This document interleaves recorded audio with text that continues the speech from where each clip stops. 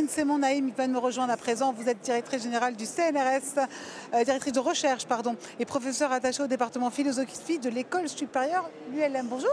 Bonjour. Et bienvenue au BIC. Vous dites qu'au XXe siècle, le mensonge a changé de nature et qu'il s'offre désormais un nouveau visage. Vous m'expliquez cette mutation ?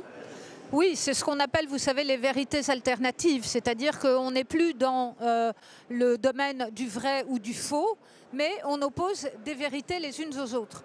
Et du coup, c'est évidemment très difficile de faire un choix entre ces vérités. Je crois que ce qu'il faut, c'est se reporter à leurs projets. Et là, vous voyez qu'elles ont des projets différents. Je prends l'exemple le plus évident, celui qui oppose les démocraties aux régimes autoritaires. Quand vous voyez le discours de Vladimir Poutine sur l'Ukraine, il affirme une vérité. Le problème, c'est de savoir à quoi aboutit ce discours. Et ce discours, c'est très simple. Il aboutit à la destruction des communautés, à la destruction du monde commun, à la dilution des relations sociales, à l'isolement de l'individu. La philosophe Hannah Arendt l'avait très bien montré dans les origines du totalitarisme, en montrant que les régimes autoritaires se bâtissaient en fait sur un rapport vertical. À l'inverse, on pourrait dire que l'objectif des démocraties, le projet, en tout cas ce qui devrait être le projet des démocraties, c'est de créer de la relation, c'est de créer du réseau. Et donc, elles reposent, les vérités qu'elles mettent en avant ne sont évidemment pas des vérités absolues, mais ce sont des vérités qui doivent se partager, qui sont des vérités qui doivent se confronter même les unes aux autres. Et finalement, on a des fragments de vérité que l'on doit arriver à assembler pour faire un monde commun. Mais alors, ce que vous dites, c'est qu'en fait, le narratif, le mensonge, sert un narratif idéologique. Le mensonge sert un narratif idéologique. Le mensonge peut servir aussi, si vous voulez, comment on pourrait dire, de cache-sexe à des projets qui sont des projets finalement de prise de pouvoir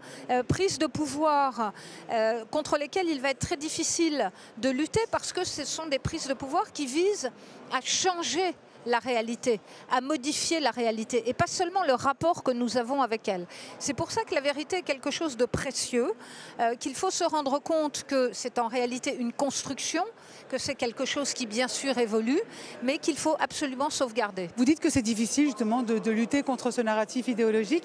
Pourquoi ? Parce qu'on consent de moins en moins à aller chercher cette liberté. Bien sûr, le monde est très complexe et donc c'est difficile, d'abord difficile de le comprendre et difficile d'y trouver sa place.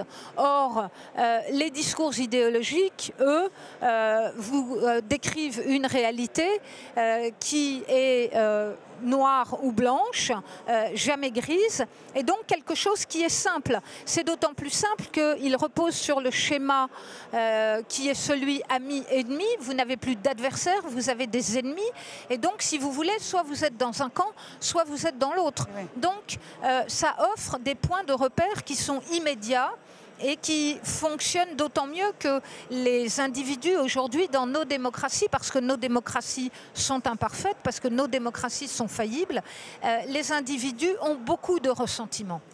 Et donc ces discours idéologiques qui partagent le monde entre amis et ennemis, ou pour les fondamentalismes religieux entre pur et impur, finalement donnent une image très simpliste du monde. Et c'est de ça qu'il faut se méfier. En tout cas, merci beaucoup, c'est très instructif. Perrine Semon-Naïm, je rappelle que vous êtes directrice de recherche au CNRS et professeure attachée au département de philosophie de l'école normale supérieure. Je prends ma petite photo et je vous libère.